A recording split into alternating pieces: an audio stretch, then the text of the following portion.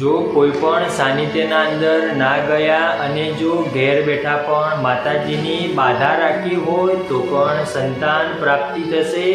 તો કઈ રીતે માનતા કે બાધા રાખવી જોઈએ તેના વિશે આજે આપણે સમજીએ।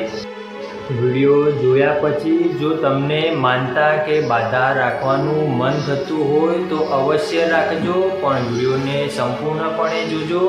તમને પણ ખ્યાલ આવી જ જશે કે જો શેર માટીની ખોટ હોય તો આપણે કઈ માનતા કે કઈ બાધા રાખવી જોઈએ તેના વિશે આજે આપણે થોડું ભાર દઈને સમજીશું। 5 કે 10 વર્ષ સુધી જો સંતાનની પ્રાપ્તિ ના થતી હોય અને જો કુદરતની લીલા થઈ ગઈ તો અમુક માણસો એવી માનતા રાખશે કે મારા દીકરાને 5 વર્ષ સુધી હું મારા ઘરના કપડાં નહીં પહેરાવીશ, એટલે કે હું ભિખાવરો રાખીશ। તો આપણે એવી પણ માનતા રાખી શકીએ છીએ કે જો મારા ઘરે દીકરાનો જન્મ થાય તો હું મારા કરતાં જે ગરીબ હોય, જે જરૂરિયાતમંદ હોય એને હું 5 વર્ષ સુધી દાનમાં કપડાં આપીશ કે મારા તરફથી એને હું કપડાં પહેરાવીશ।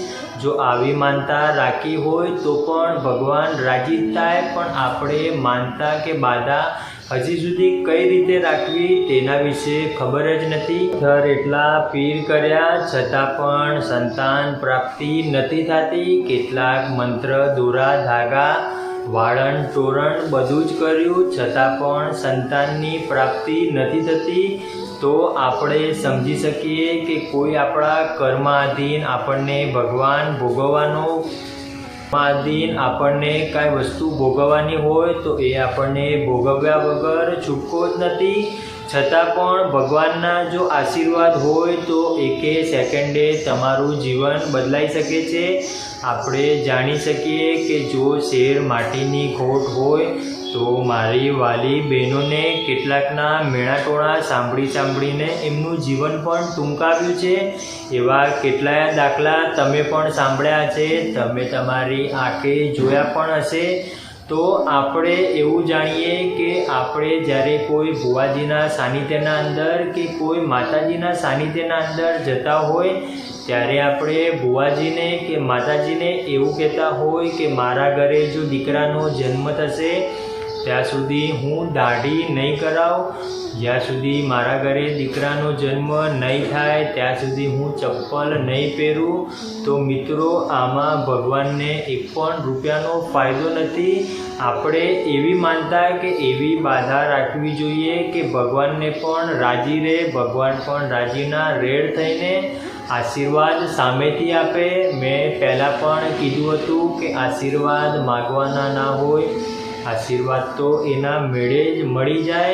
આપણા ઘરે જો શેર માટીની ખોટ હોય તો આપણે કુળદેવીને સવાર સાંજ સ્મરણ કર્યું હોય, સત્કર્મ કર્યા હોય, કોઈ પણ જાતનો હટમાન ઈર્ષા ના રાખી હોય તો ભગવાનના આશીર્વાદ આપણને મળે જ છે।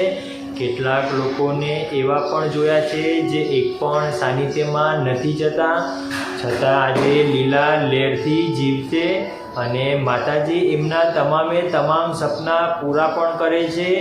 તો એ કઈ રીતે સંભવ થાય? તો એમને એક સંકલ્પ કર્યો હોય, એમને માનતા કે બાધા એવી રાખી હોય કે મારા કુળની દેવી જ મારશે, મારા કુળની દેવી જ તારશે। કુળની દેવી જો જે ધારે એ કરી શકે છે, પણ મારા જેવો કોઈ નીચ માણસ હોય તો એ કુળદેવીના ઉપર પણ શંકા કરતો હોય અને બીજા સાનિધ્યના અંદર જઈને એવું કહેતો હોય કે માતાજી મારા ઘરે શેર માટીની ખોટ છે। તો આપણે એવું સમજી શકીએ કે આપણે આપણા કુળદેવી ઉપર શંકા કરી છે। જો આના આ શબ્દ આપણી કુળદેવી સામે મૂક્યા હોત તો શેર માટીની ખોટ અવશ્ય પૂરી થઈ હોત, પણ હજી સુધી આપણે સમજી નથી શક્યા। તો આ વિડીયોના માધ્યમથી તમે ભાર દઈને સમજવાનો પ્રયાસ કરજો કે માનતા કે બાધા એવી રાખવી જોઈએ કે જે ખરેખર લેખે લાગે। તમે મહિનામાં 2 વખત દાઢી નહીં કરાવો તો ભગવાનનું એમાં કાંઈ નથી જવાનું। ભગવાનને આપણે કોઈ મનુષ્ય દુઃખી થાય એ ભગવાનને બિલકુલ ના ગમે। આપણે સત્કર્મ કરીને આપણી પ્રભુ તરફની જે યાત્રા છે એને કઈ રીતે સરળ બનાવી શકીએ. જો તેનો વિચાર પણ આવી જાય તો સહેજે સહેજે આપણું જીવન બદલાઈ જાય છે.